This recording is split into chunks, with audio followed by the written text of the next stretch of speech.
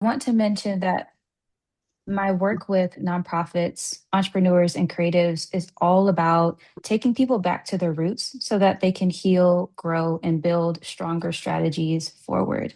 So, by the end of this presentation, you will be able to understand the step by step process that I use to help organizations build the social media fundraising strategy that helps them center what matters most to them and their audience. So, to transition us into today's workshop, I want to get you thinking about growth. So, to start, like fundraising, we know the main outcome of planting seeds is to reap the fruit of our labor. But we understand that oftentimes that growth process from seed to fruit is sometimes not as easy as it sounds. What I want you to think about right now, and what I'd like to hear in the chat, is on a scale of 1 to 5, how good do you think you are with plants? One would be tragic, like they die upon arrival, and 5 would be you have a green thumb, like your house is like the climatron. Okay. Both threes, 2.5, a 5. All right. 1.5. I feel the 1.5.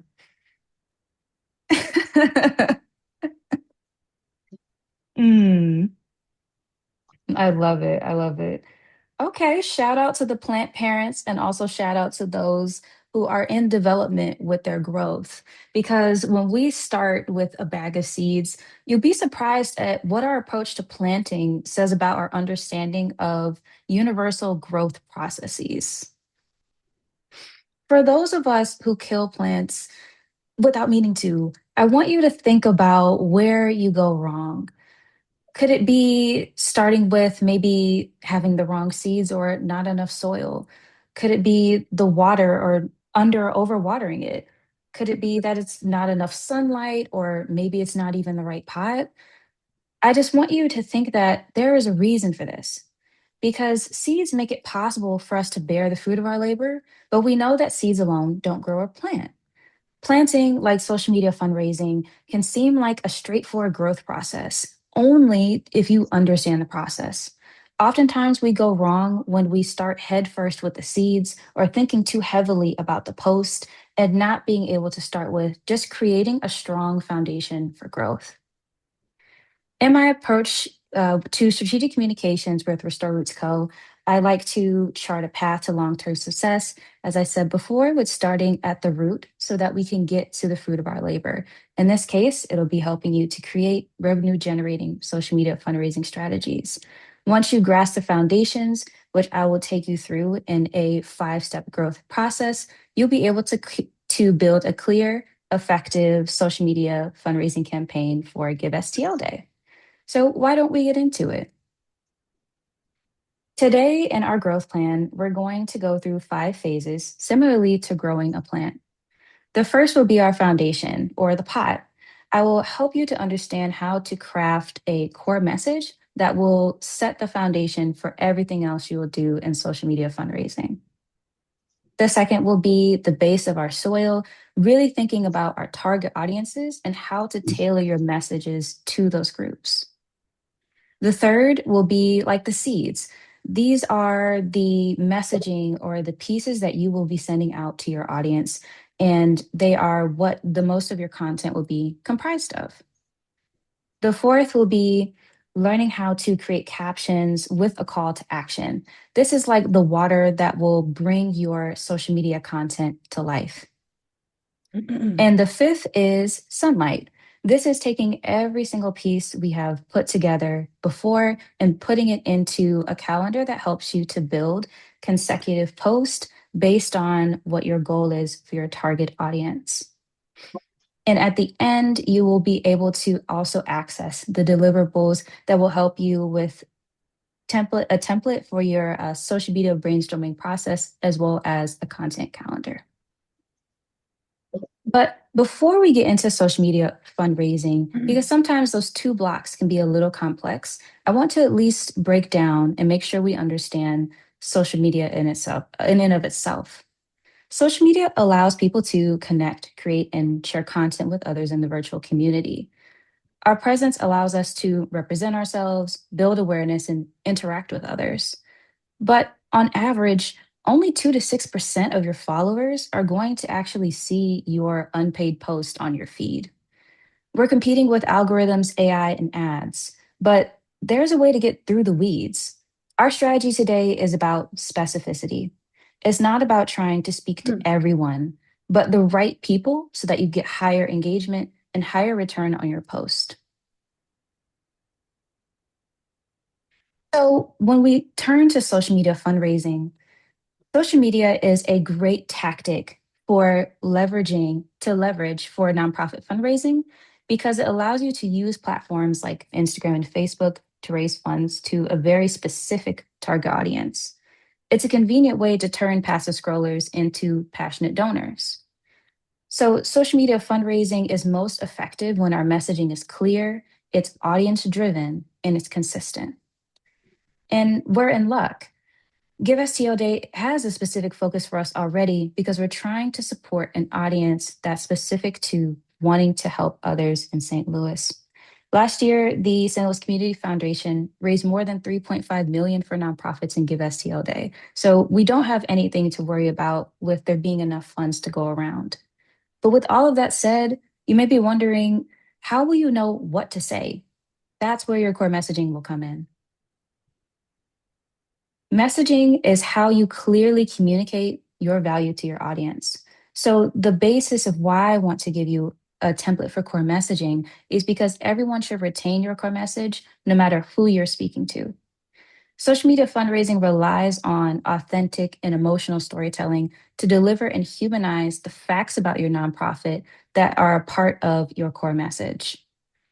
Storytelling allows us to deliver that core message in a way that fosters engagement and also helps people to remember things quickly.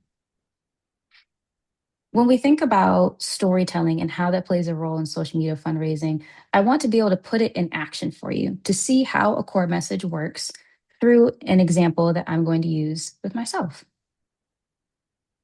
And of course, core messaging, again, is the number one step in our growth process. So let's take a look. I could use myself as an example to say, I may wonder without a core message, what will I tell you about myself that would meaningfully resonate with you? Oftentimes, when we are asked to tell a little bit about ourselves, we'll turn to our resume because we think that's what someone might want to hear, especially in an interview setting. For instance, I could tell you that I'm the founder of Restore Roots Co. I could tell you about my work as a narrative strategist and a storyteller. I could talk about education. I could talk about my work as a facilitator. However, this way I'm missing the emotionally evocative perk of storytelling. So I want to be able to show you what that will look like with a different angle around my core messaging using storytelling. So, say I tell you that I come from a legacy of resistance and service. My family migrated from Mississippi and surrounding southern states to Illinois and Missouri. They were looking for new entrepreneurial opportunities to build in Black neighborhoods and also to be able to honor their core beliefs and what they were advocating for. I was raised by educators who were first responders who believed in working towards a greater good than themselves. My family modeled the importance of helping those on the margins and advancing equity, which is what encourages my path today. So, no matter the form of communications I use, I want to be able to base what I tell you about what brought me to want to advance equity today. So, I can turn that into a core message by saying that I exist to help people heal, grow, and transform into their truest selves by making strategic communications accessible so they'll be able to empower and heal the world around them. Do you feel a difference there? In social media fundraising, we use core messaging to identify what makes our work unique, what sets us apart, and what attracts our audience to be passionate about us. Here, my core message has a simple structure. I told you my why I help people, why I help people and do what I do to solve a problem for my audience. and specifically the impact of my work that I want to be able to make to empower others. When we can clearly outline our why, it serves as a foundation for all our future social media fundraising messaging to make it simple and specific. So, here's a way that I want you to be able to do that. Think about core messaging as a foundation to building your fundraising message because it will center your audience and provide a roadmap for you to tell them how you will solve their problems through your work. So, when I say social media fundraising relies on storytelling, what I mean is that a strong donor strategy relies on the humans that are at the root of it. This is the humans that we serve. We're thinking about our clients, our board, our staff, our leaders. Their stories and lived experiences capture the unique value of our work. When we think about our whys and our hows, they matter just as much as client testimonials that breathe life back into our own mission. Generally speaking, we want to make sure that we remember that our core message is about centering our audience, even though we're speaking about our work, because they're the reason why we do it. They are our foundation for effective messaging, and we do it to tailor to our audience. So, I want to be able to give you the opportunity to craft your own core message using one of my templates. As when we know ourselves best, we know how best to inform our audience. So, if you didn't catch my structure in the way that I talked about why I exist, I want to give you this framework to use at a nonprofit to help steer you towards how to connect with your audience. The structure that I want you to be able to use is this sentence here. It's we help who, our audience, solve what problem by our work or approach so that they can and seek to the impact or the change that we're making. This allows us to speak clearly to our audience, as well as to be able to show them the unique way in which we approach solving the problems that matter to them most. It's going to center the impact and the change that we make in their lives and be able to humanize our mission a little bit more. I encourage you to both write this or type this sentence down and make it as specific as you need to. I've spoken a lot, so I want to give you about 2 minutes worth of time to be able to just brainstorm how you would say this in your own words about the work that you do, because I would love to be able to follow up to hear a little bit more about your organization. And I will go ahead and give you those 2 minutes now.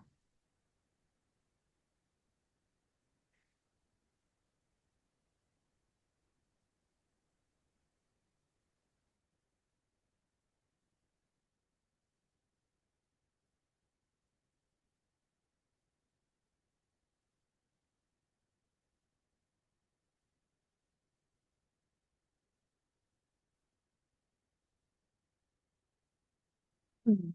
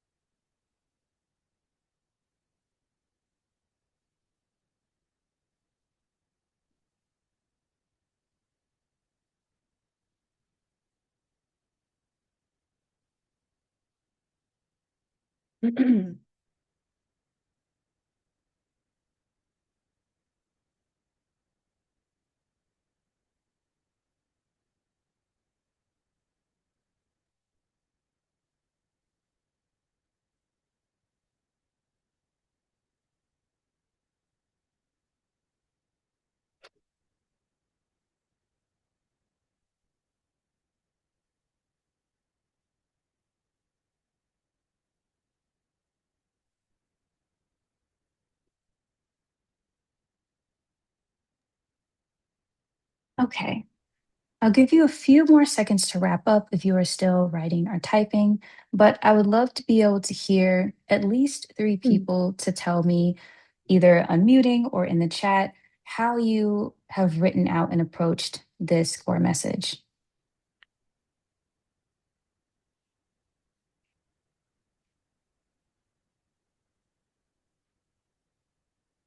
Here I see one in the chat that said Dream Flight helps children of all ages and needs gain affordable access to creative, rewarding fitness education through the inclusive cohesion of gymnastics, theater, dance, and writing. Excellent.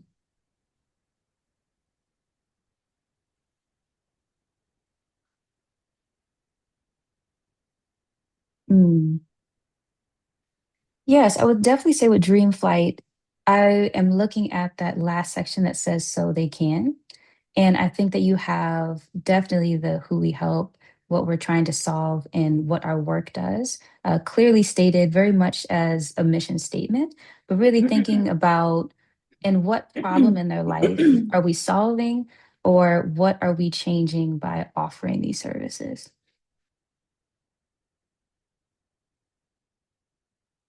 I see another here that says we help women solve barriers to economic growth by providing them with coaching, financial education, and career skills so that they can climb career opportunity ladders. Excellent.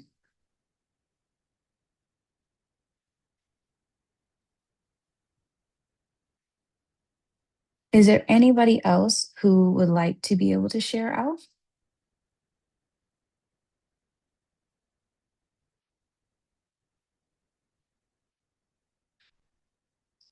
I see one here that says Vitendo, and please correct me if I'm saying it wrong, for Africa helps immigrants and refugees by helping them find the right resources and support by partnering with different organizations so that they can settle in St. Louis successfully. Excellent. I see the four core pieces there for sure. In this last one here that says we help underprivileged students to learn technology skills by being curriculum and educators to them so they can access the knowledge necessary for future careers. Wonderful. Okay, we have another one here from Lana. We help fragile families solve housing instability by providing resources and strategies so they can become self supporting. Amazing.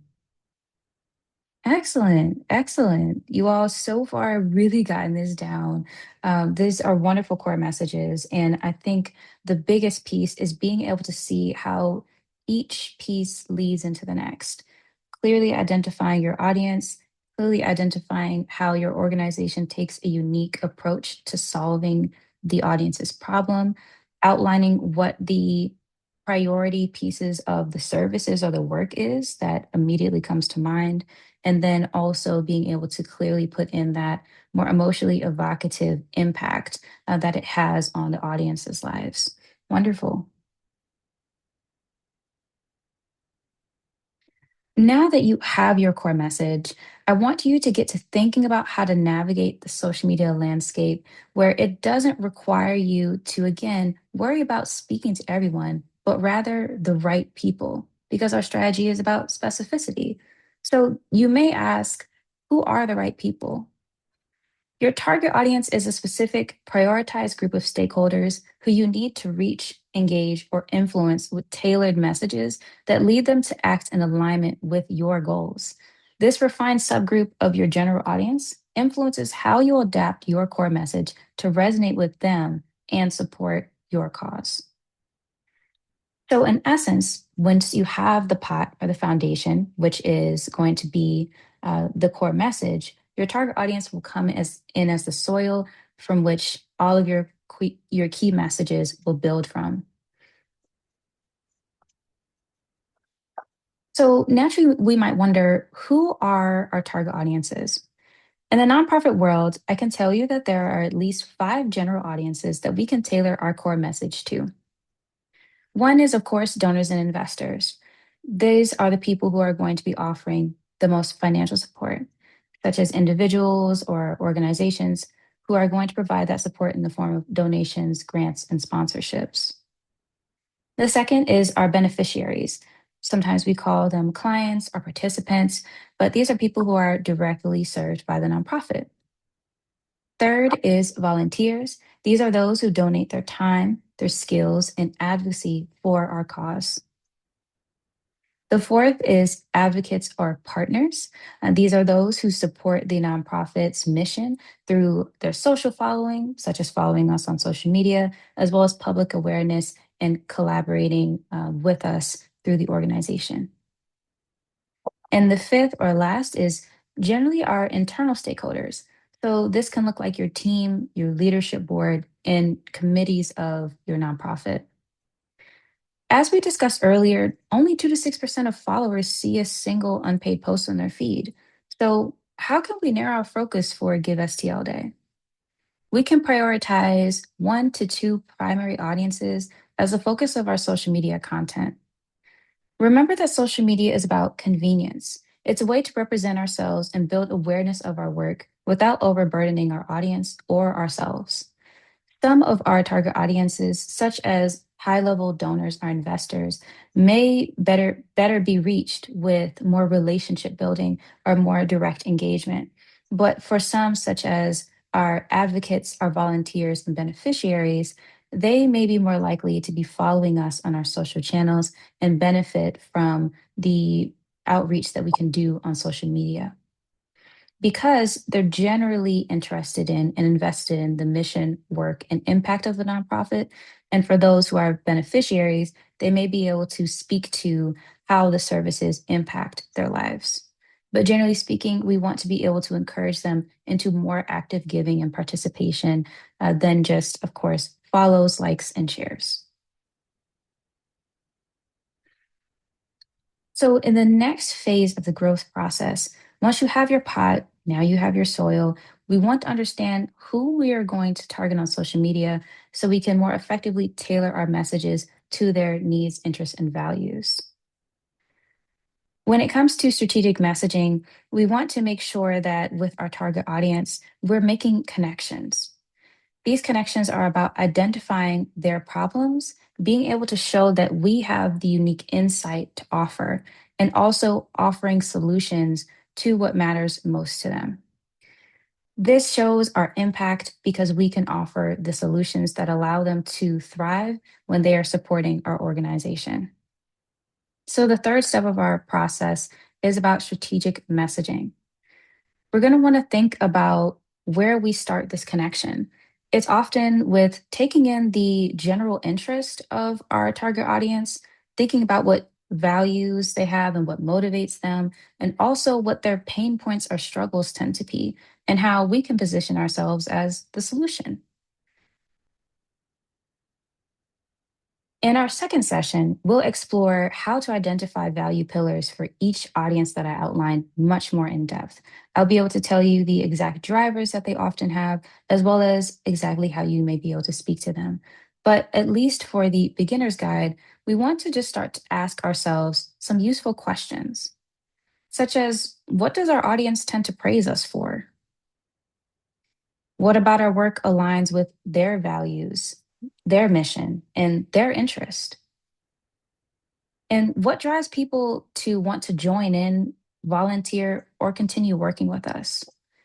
What we really are trying to get at is what role do we play in their success, and vice versa? You're going to want to highlight 1 to 3 answers at a time to think about how you can build off of the audience you identified and what you may want to focus on for your social media fundraising content. You're going to want to benefit, you're going to want to prioritize this for the audiences that will benefit most from social media usage. For instance, some of the more general audiences like the volunteers, advocates, or beneficiaries. For instance, I might ask, what do volunteers highlight about the impact of my work? And for donors, what matters most to them when they're trying to make qualifying decisions about whether to invest in our organization in a given year? Once we know our target audience and what matters to them about our work, we can begin to tailor our core message from earlier around their needs and values so they're more likely to engage with our content. So, how do we go from core message to key messages? Remember that the sentence is generally structured: we help who solve what problem by our work so that they can impact X. Here, you simply want to simplify it to a few key messages that you can use to incorporate in your social media posts, especially for captions. But key messages are something we haven't identified yet. They are memorable points that showcase your value, importance, and uniqueness to your audience. It's derived from your core message, so you're not having to reinvent the wheel. These are simply just short sentences or phrases that you want your audience to remember above everything else across your post. So they are often consistently repeated in consecutive posts. And of course, they're tailored to your specific audience. We want to make sure that our key messages are simple and concise, they're compelling and consistent, and they're also relatable and relevant so that we can use them consistently across our social media campaign. Generally speaking, you're going to want to outline 3 to 5 phrases or sentences that you'd like to use across your social media post. So if you have 1 to 2 audiences, you may be able to break down a few key messages for those audiences. For instance, if I was talking about Restore Roots Co. to my volunteers who tend to be more mission driven, I may say something like, together we can build a world where people can transform into their truest selves. Because I want to consider why they continue to show up to support the work of Restore Roots Co. and how the core message resonates with them as mission driven individuals that want to build a world where people can transform into a greater version of themselves and thinking about how they contribute to that. Okay. And then maybe Yeah, for good to know. my data and impact driven investors, I may say for every $20 you give, you provide a free healing and storytelling session to an emerging creative in St. Louis. This is specifically because for investors, speaking to data or the actual price point in which they will be investing can show not just what their investment will do, but how it will be able to impact the target audience that I have. So now that you've explored a core message, you've maybe thought about what your 1 to 2 target audiences might be and their values. Now you can move into the next step, which is to consider the general themes or content pillars that frame your key messages. So, content pillars are like buckets. They are core themes, topics, or frames that will serve as the containers for you to create consistent content in your strategic plan. Content pillars are very broad, they're just overarching categories, and they allow us to think about the primary buckets of content we want to create. There are 3 general types that I often use with nonprofits when they're trying to decide how to take their key messages and turn them into content or post for social media. Those are educate, showcase, and activate. Educate is about being informative, which is, say, for instance, providing useful information like statistics or trends. It's more of those did you know questions where we can offer to our audience something that we're very knowledgeable about in the subject matter we work in that they may also be interested in. And oftentimes, this is a great appeal for those advocates who, say, for instance, care about the topic of healing or storytelling and would love to be able to learn more and share with their audience.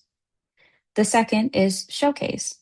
This is about using people centric storytelling. So, oftentimes, I've been able to create consistent content by recapping events or choosing to spotlight participants and giving testimonials or highlighting the work of the organization. Again, these may be great for volunteers, for advocates, or even for other beneficiaries that follow the account who want to see the humans that are impacted by the work of your organization. And third is activate. This is about mobilizing the audience to act. So oftentimes this can look like putting event promotions or invites on the social media. It could also be about having people sign up for early give day or sign up for our newsletter so they'll be ready for early give day or give STL day. Activate can also look like mobilizing volunteers around a specific occasion, as well as donating to a specific cause, such as the upcoming donation day. We always have those main three pillars of educate, showcase, and activate, but there's also some subgroups you can think about. For instance, entertaining, inspiring, or promoting. Entertaining, sometimes is storytelling that is very emotionally evocative or maybe humorous storytelling, really thinking about how we are using the people of our organization, from staff to clients, to showcase the humans that are at the center of our work. The second being inspire, at times being able to share maybe inspiring testimonials in the way that people have been transformed by the impact of our work. And third being promote, oftentimes being able to promote programs, workshops, services, etc. But in social media fundraising, we want to, generally speaking, always prioritize showing the community impact of our work. We're trying to raise awareness for our cause and give our audience insight or even update into behind the scenes or before and after posts so they feel a sense of connection and community with us. Oftentimes, when people run into posts that are more so about text than really seeing the humans at the center of it, there may be an easy barrier we can create. I mean, we can get around by creating a pathway for connection, being able to see what it takes to do the work, as well as what happens when people are impacted by our work. Generally speaking, for content pillars, you're going to want to, again, simplify them for social media. You want it to be consistent. So I would say between 1 to 3 is more than enough, especially if you're only going to be targeting 1 to 2 audiences. So, for instance, I may create a few weeks of posts that may be about educating our audience and maybe showcasing some of the work that we've done in the past 3 to 6 months. Very much keeping it simple. So, I'm not trying to accomplish everything in the intentional post I'm creating leading up to the give day. When we're thinking about the content that we want to create for our audience, and we have our key messages, we also want to make sure that we can back up our key messages. So if I say that my volunteers together with me are helping to build and transform our world into one that reflects their own mission, I want to make sure I have evidence such as facts, data, or testimonials that validate the claims I'm making in my content pillars. They add relevant and objective context to your claim, and they also help you boost trust and transparency with your audience in a way that will motivate them to give. So, for instance, proof points on social media can look like having statistics or some data that shows maybe the impact that you've made on your beneficiaries within the past year. It could also look like dollars raised to help support your audience. It can look like testimonials from maybe even people on the board or staff members, as well as thank yous to those who have contributed to the work, such as volunteers. And it can also look like being able to show those that impact and tangible results that you have been tracking. Generally speaking, with proof points, if you have 3 to 5 key messages, you'll have 3 to 5 proof points. There will always be a proof point that simply just aligns with the key message statement. You'll want to make sure that you're able to humanize your messaging and also be able to have those tangible numbers or voices that speak to the claims that you're making. So, for instance, if my audience is volunteers, my key message is together we can build a world where people can transform into their truest selves. I could use the showcase pillar and have a post that has participant testimonials about their transformation in my 3 month healing collective. And I could also have that and use the testimonial, maybe quotes in the proof point where they speak to the transformation that has happened for them. I do see this comment in the chat that says, are Google reviews considered testimonial or impact? It depends on specifically what they're speaking to in my mind.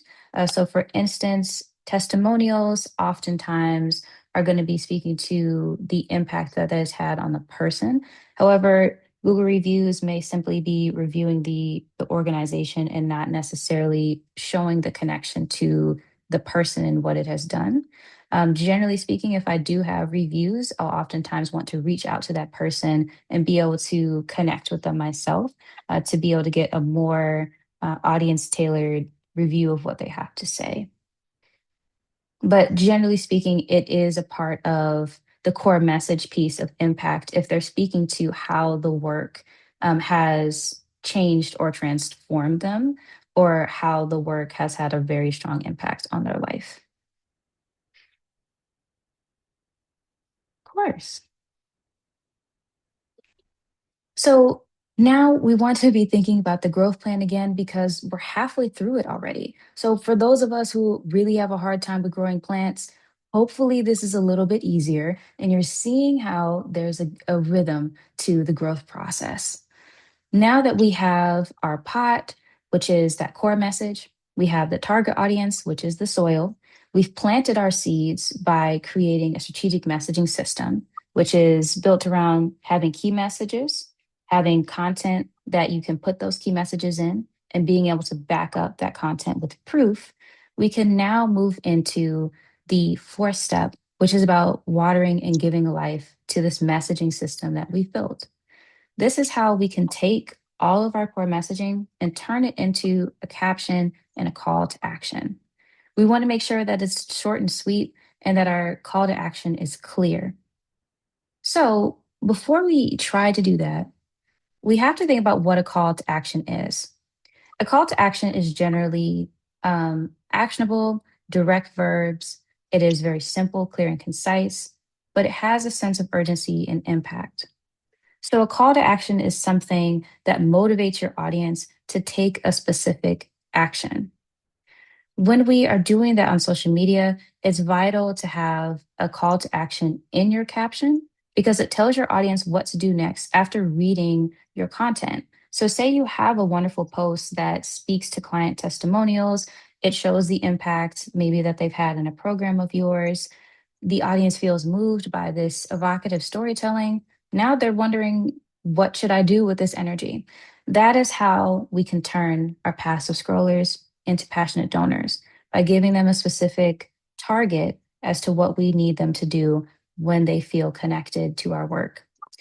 Our calls to action are always tailored to our audience, and they're designed to drive their actions and guide them to what will help support our goals. So we can think of some examples of what that might look like. So, for instance, when we have our graphics and we're creating captions for them, our best practices, of course, is to keep them short and sweet for our mobile viewers. So, this is generally speaking captions that are between 10 to 50 words, with the most important information being in that first 25 words. Generally speaking, that is about maybe a sentence or two. So at the very least, simply like an inverted pyramid, you want the very most important information to be at the top of your caption, considering that social media is a platform where people are often scrolling because they are prioritizing visuals, video, and graphics. So we have to be able to grab their attention with some form of a hook.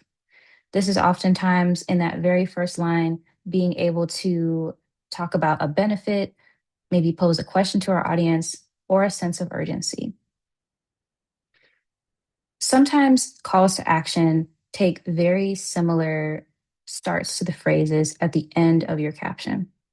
So for social media fundraising, that can look like words that say donate today or donate now to visit the link in the bio, or if it is similar to Facebook where you can click a link.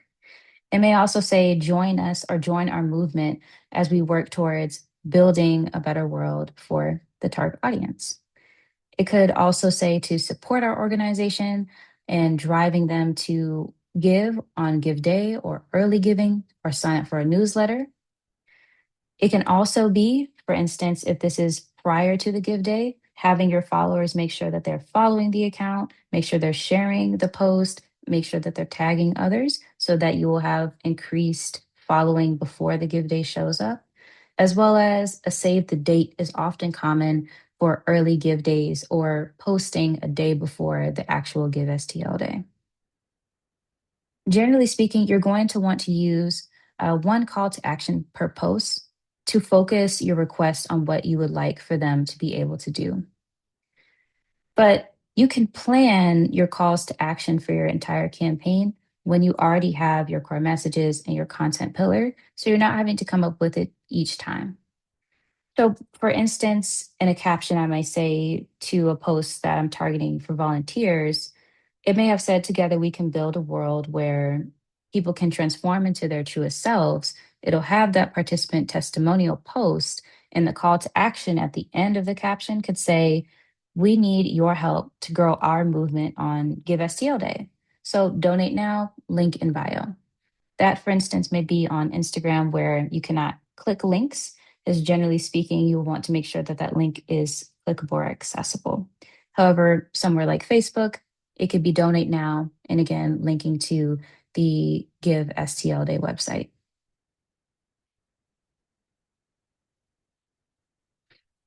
So when we have been able to think about how to take our core message to target our audience, being able to center what matters to them, what content will help us show that best, and what key messages and proof help us to describe it, we can then put that together into a social media post, have a caption that best explains the content in our graphics while also driving our audience to take those next steps that we want them to take, and then being able to put these posts into content calendars.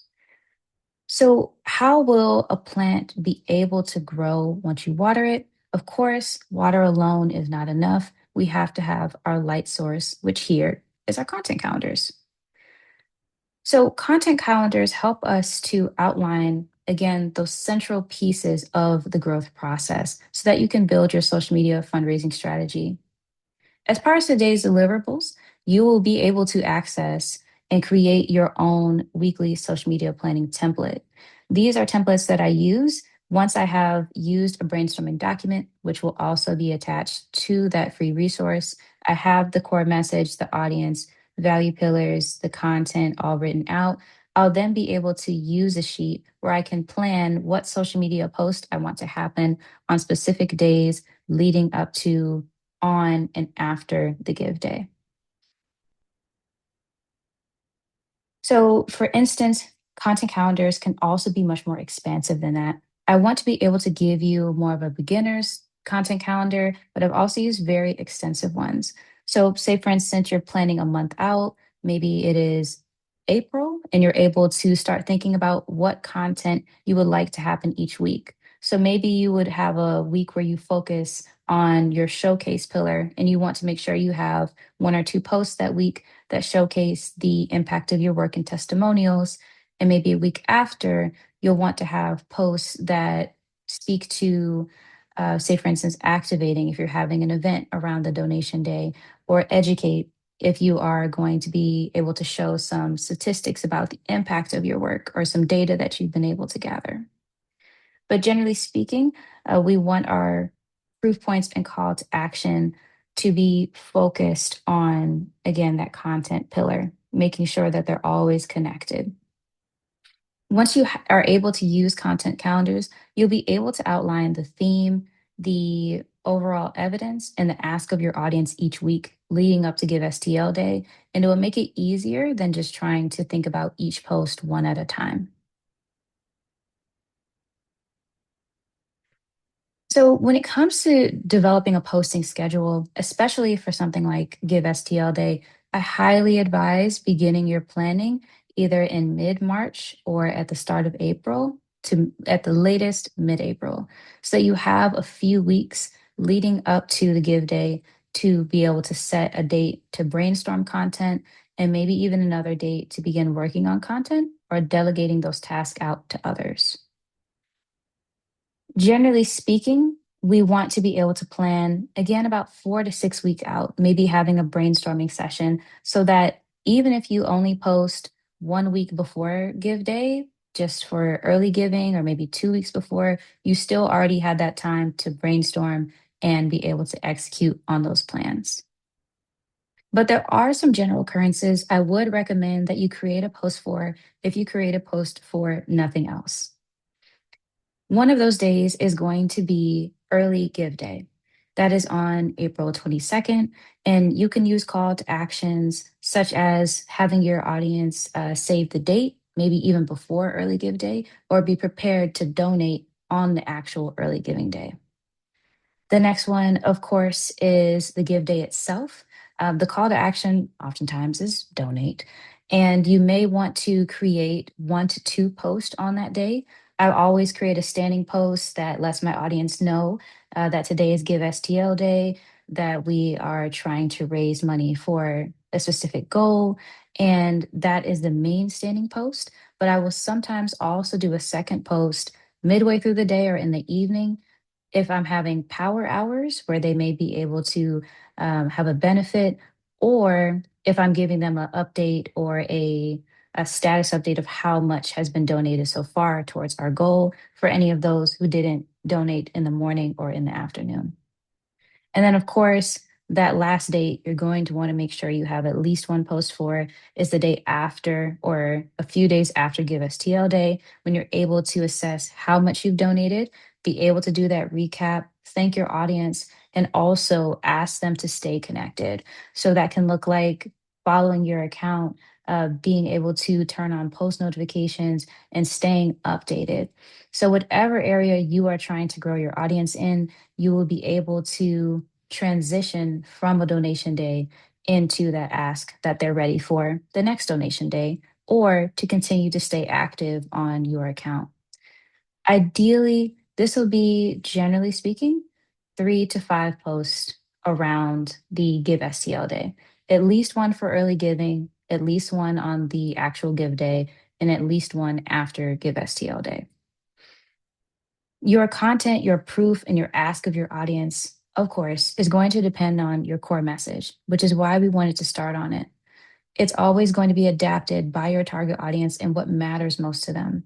And the number of posts you make will just be dependent on how many key messages you outline so that you will be able to share those with those proof points in different posts. There isn't necessarily a need to go beyond that because, again, you want to make sure that your posting is consistent and not overwhelming for either you or your audience, but simply just specific. And again, using content calendars will allow you to be intentional, not only about how many posts you make and the day you would like to post them, as well as who's in charge of it, but simply just thinking, what is this post trying to accomplish and is it necessary? So today we walk through the 5 steps that are fundamental to a growth plan. Hopefully, it helps to make them plain and become easier to understand where the root of your strategy actually starts. Again, each piece of this growth plan starts similarly to that of growing a plant. One with the crafting of our core message, adding in the soil of our target audience, building a strategic messaging system, just like our seeds, being able to create a caption with a call to action, which waters this plant that we have set in foundation, and then being able to use a content calendar to pull all of the different post content together in one streamlined system. But the fruit of our labor doesn't need to be intimidating. In fact, for beginners, your social media content calendar will already be mapped out when you start from step one. When you start from step one with your core message, rather than maybe starting with 3 at the seeds or at 5 with just looking blankly at a content calendar, you will know what to do. It's simply about being able to put those pieces together and trust the process. Using a social media fundraising content calendar, again, will allow you to be intentional. That's why I'm very excited for you to be able to take what you've learned here and to be able to apply it to publishing content. Now that we have gone through the process, I do want to make sure that I give some space if you have any questions that immediately come to mind from today's workshop.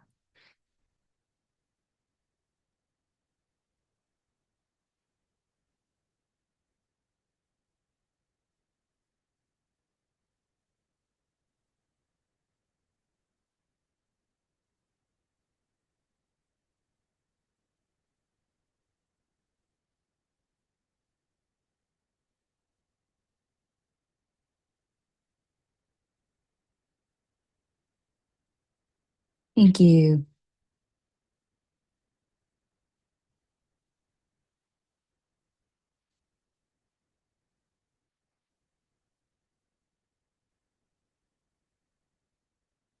Just want to make some space. If anyone does have a question, feel free to add it to the chat or unmute at any point. But I do want to make sure that I let you all know that this is a um, preview into our second session. So this is simply just an outline for anyone who has not been able to think about what posting with intention for social media fundraising looks like. But next Thursday, I will be able to take you through how to do this a little bit more in depth. It'll be at the same time next Thursday. And when you're able to fill out or at least look at the deliverables that you'll be able to access, you can ask me questions that are catered specifically to your nonprofit and receive constructive feedback on it. This will also be a session where I will expand more deeply into best practices, pro tips, and in depth information into how to build a post, especially best practices for captions based on the social media platform you're trying to use, how to brainstorm content and improve your brainstorming process, and how to cater messaging to the audience that we mentioned today. So, specifically, again, diving deep into what those value pillars are so you know exactly what their drivers are and exactly what type of messaging you'll want to be able to use for them if you are a little stuck. I'll also be able to show examples of my mock social media post for Give STL Day that uses that 5 step growth plan so you can see what a post might look like from graphic to caption and what multiple posts may look like in a consecutive manner. And I know I did see a question here. Is repeating a post okay, or does every post need to be different? What I will say is it oftentimes for me depends on how far out you're posting. So, for instance, if I started posting 4 to 6 weeks away and I may have had a standing post that said, um, early giving is coming up, I think it is okay to be able to repeat it if that was several weeks in advance again. But generally speaking, what we're trying to repeat the most is our key message, specifically what we're driving our audience to remember about our organization, about what we do, and about what matters most to us, and what will drive them to want to give on that day. So, oftentimes, repeating words or phrases that are used in the caption is very, very helpful for that consistency. But when it comes to, say, for instance, a carousel where maybe I had a participant testimonial for 3 people, I think it's also possible to break that down into 3 different posts if you don't have that much content, but you're able to, again, separate the same type of content out into 3 different posts. Hopefully that makes sense.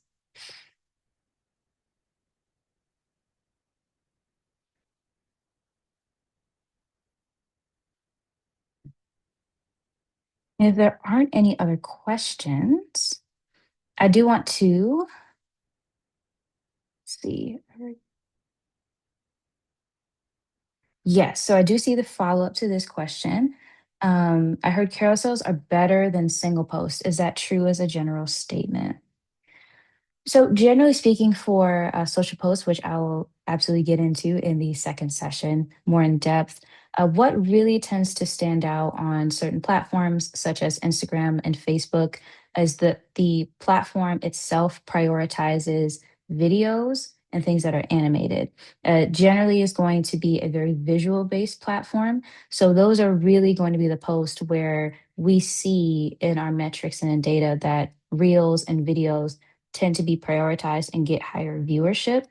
Carousels also have that interaction or engagement feature. So when you're thinking about just scrolling single post to single post, carousels oftentimes slow people down to actually swipe through them, more likely to engage in that way. But to me, it's what is most consistent that speaks best to your audience. So if your audience is very used to, say, your post organizations, for instance, that are research based that post statistics. oftentimes that doesn't appeal to every single audience, but when people know that that is the brand, that they're going to go to this initiative's Instagram and they're going to see posts that will educate them about maybe a topic they care about, that in and of itself will help drive engagement because it is consistent, because it is relevant to that specific audience. Excellent. And again, if anyone else has a question, please feel free to enter it into the chat. But I don't want to end up going over time for you all. I want to be very time conscious.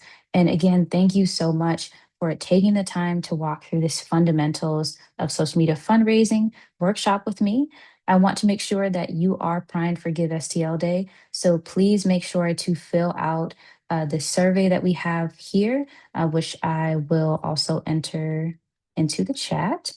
This survey will allow you to not only review the session so that I can see how I can best serve you in the upcoming session and also what resonated with you most, but also to be able to access the document, which I will be emailing out to everyone who fills out the review after.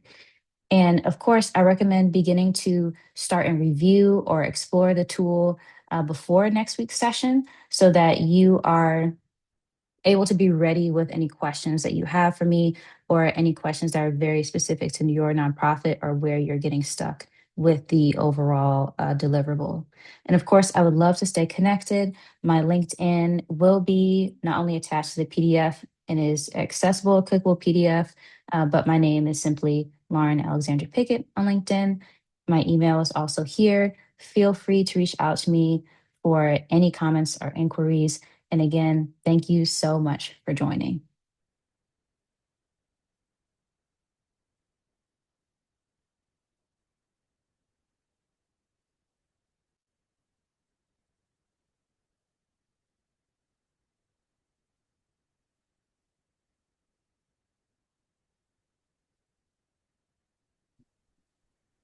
Hello.